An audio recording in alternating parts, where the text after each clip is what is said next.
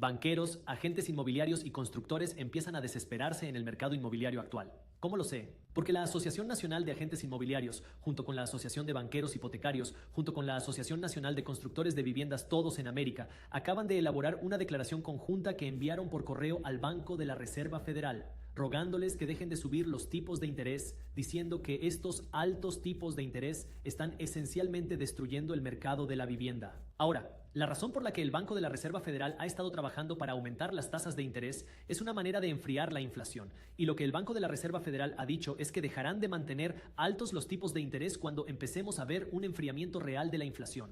Ahora bien, antes de profundizar en la carta que han publicado, permítanme empezar hablando de la inflación, porque esta misma semana hemos conocido las últimas cifras de inflación. Y veamos cómo ha progresado la inflación en los últimos meses. Volviendo a abril del año, la inflación anual estaba en 4.9%, mayo 4%, junio 3%. Así que podemos ver la trayectoria descendente. Pues bien, en julio cambió.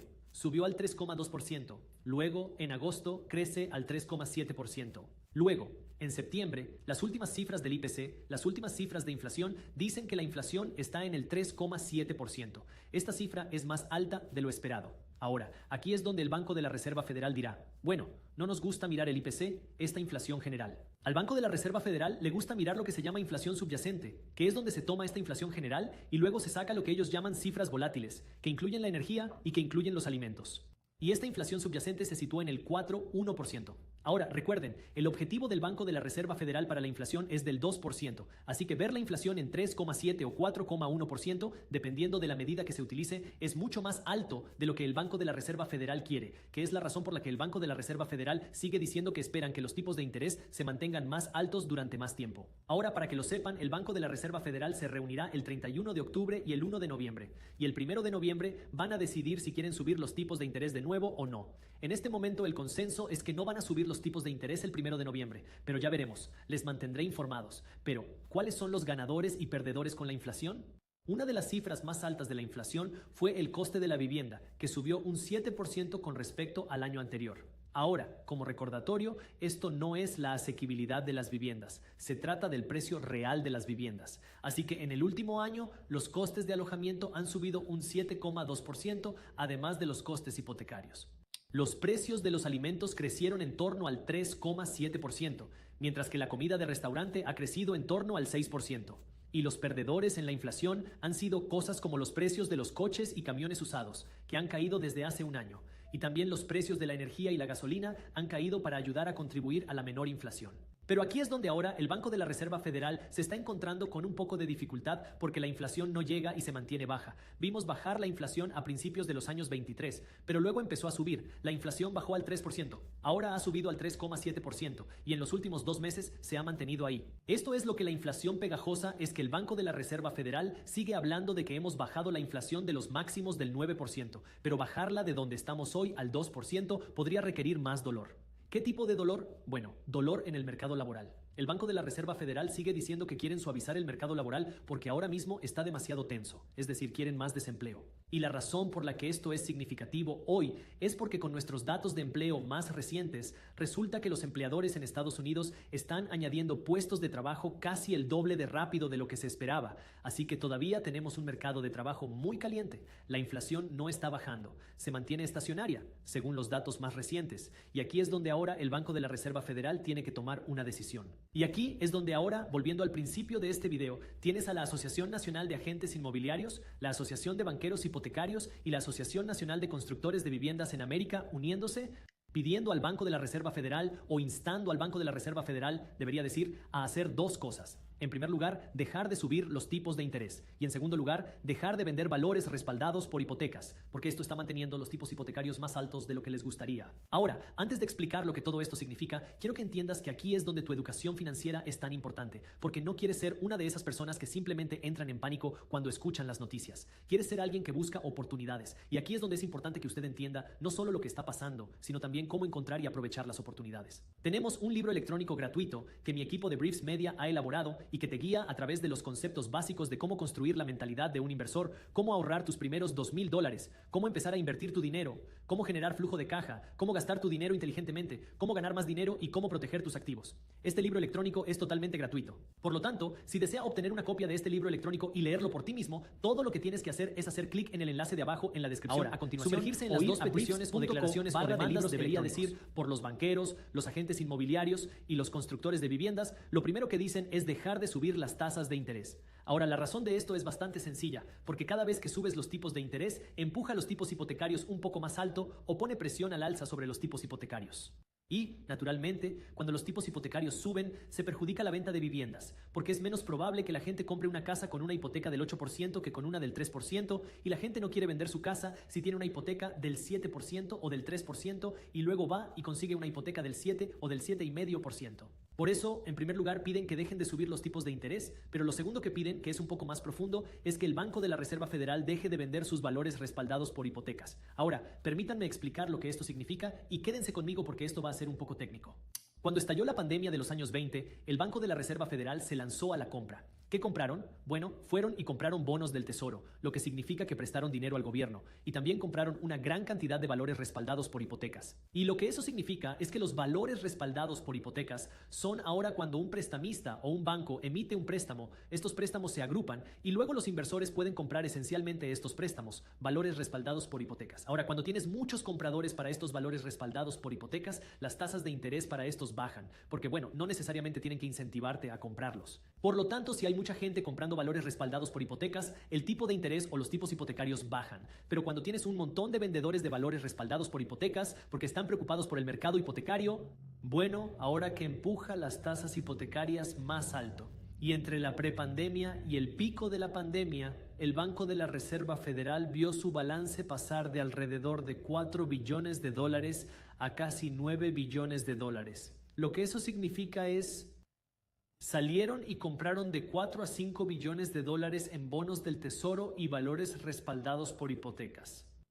Este es el balance del Banco de la Reserva Federal, lo que significa que imprimieron todo este dinero y compraron estos activos, bonos del Tesoro y valores respaldados por hipotecas. Y esto ha contribuido a la inflación. Así que una de las formas en que el Banco de la Reserva Federal está luchando contra la inflación es mediante el aumento de las tasas de interés. La segunda forma es mediante la venta de parte de su balance, porque esta es una manera de tratar de liberar ese dinero. Porque cuando el Banco de la Reserva Federal tiene que ir a comprar estos bonos, estos valores respaldados por hipotecas o los bonos del Tesoro, tienen que imprimir el dinero para hacerlo. Así que ahora para liberar esto del sistema o del balance del Banco de la Reserva Federal, tienen que liberarlo en el sistema. Y aquí es donde ahora esto está causando mayores tasas de interés y cosas como el mercado hipotecario, de acuerdo con la Asociación Nacional de Agentes Inmobiliarios, la Asociación de Banqueros Hipotecarios y la Asociación Nacional de Constructores de Viviendas. Y aquí es donde están pidiendo al Banco de la Reserva Federal que deje de vender estos valores respaldados por hipotecas. Bueno, déjame ir a través de los números porque creo que te ayudará a entender lo que está pasando. Antes de la pandemia, el Banco de la Reserva Federal tenía un balance de $4 billones, lo que significa que salieron e imprimieron $4 billones para comprar bonos del Tesoro y valores respaldados por hipotecas. Los bonos del Tesoro son préstamos que se dan al gobierno. Luego, en 22, esto alcanzó un máximo de poco menos de $9 billones. Hoy, justo antes de grabar este video, he comprobado el balance del Banco de la Reserva Federal y su balance es de alrededor de $8.2 billones. Así que desde el pico de 22 hasta ahora, hemos visto caer el balance del Banco de la Reserva Federal en unos $800 mil millones. Y la razón por la que esto es significativo es porque el Banco de la Reserva Federal comenzó este ajuste cuantitativo, la venta de su balance en 22, y su objetivo era vender $500 mil millones en 22 y luego otro $1.1 billón en 23. Y eso sería alrededor de $1,5 billones de ventas de este tipo de bonos del Tesoro y valores respaldados por hipotecas. Bueno, ni siquiera ha habido $1 billón de ventas de la hoja de balance todavía. Y Jerome Powell, que es presidente del Banco de la Reserva Federal, aún no ha respondido a la declaración de la Asociación Nacional de Agentes Inmobiliarios, la Asociación de Banqueros Hipotecarios y la Asociación Nacional de Constructores de Viviendas. Sin embargo, lo más probable es que diga algo durante su declaración a finales de octubre y el primer día de noviembre, así que les mantendremos informados al respecto.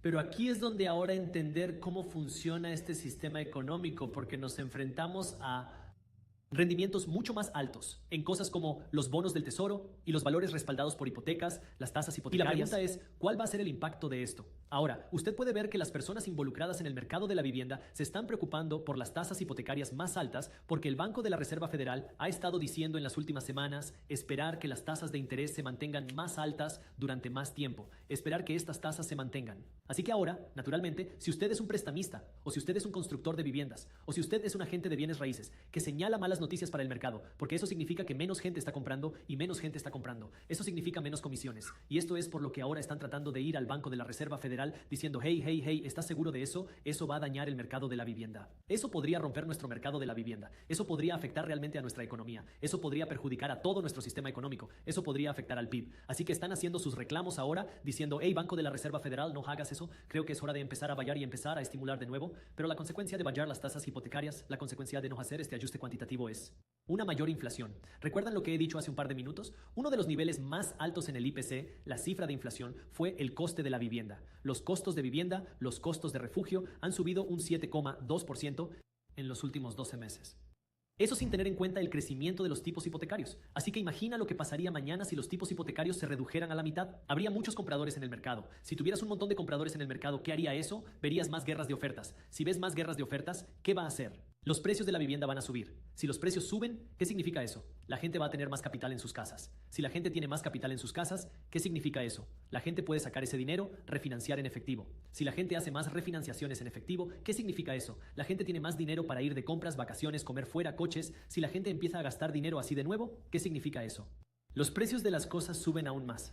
Y aquí es donde puedes empezar a ver esa dura lucha a la que se enfrenta el Banco de la Reserva Federal y por qué bajar la inflación al 2% va a ser más difícil de lo que esperaba el Banco de la Reserva Federal. Gran sorpresa. Y aquí es donde ahora es importante que usted sea más educado financieramente y entienda las consecuencias de las tasas de interés más altas, entienda las consecuencias de la inflación y entienda lo que se necesitaría para bajar realmente a una inflación del 2% y entender no solo las luchas económicas que podría causar, sino también cómo eso podría crear oportunidades de inversión para usted, porque su trabajo es ser un inversor financieramente educado, no ser un panicker o un preocupador. Y ahí es donde quiero que uses este tiempo para, número 1, construir tu educación financiera y número 2, construir tu preparación financiera. Y por eso sigo diciendo que 23 no es el año para que salgas a financiar un camión nuevo. 23 es el año para que seas financieramente inteligente y construyas ese colchón financiero y construyas esa educación financiera.